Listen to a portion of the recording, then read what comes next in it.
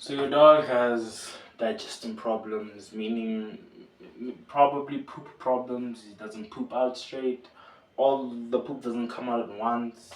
He poops in bits and pieces. I got two things here for him that can help that I use. You can use, yeah, that I use. Number one we have is simple sweet potato. Sweet potatoes, amazing for a dog's gut. Really, like if your dog has digestion problems, add sweet potato to preferably every meal. I do this once every other meal. I must start doing it every single meal because I see the days that I do feed sweet potatoes, the poop comes out nice and consistent and not in bits and pieces. But the days I don't feed the sweet potatoes, it comes out in bits and pieces. And our second item is chia seeds or chai seeds, whatever you want to call them.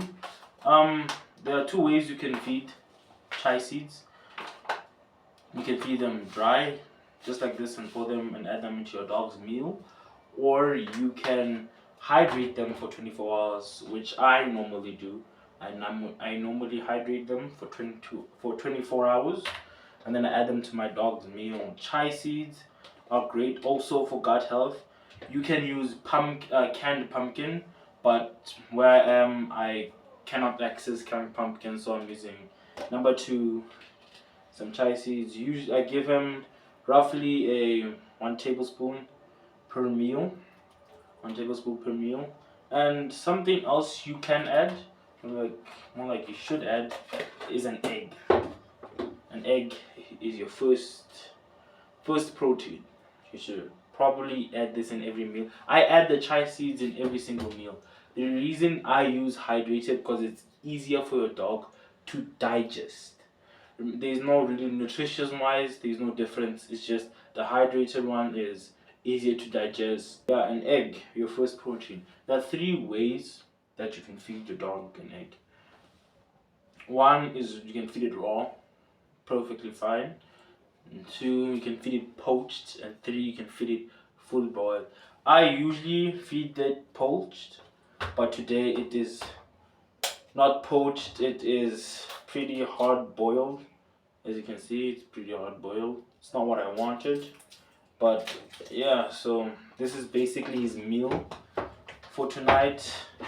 Basically, some sweet potato, some minced meat, and some, what you call this, frozen pork skin to give him a nice chew, a nice good time, and pop, maize meal, aka maize meal.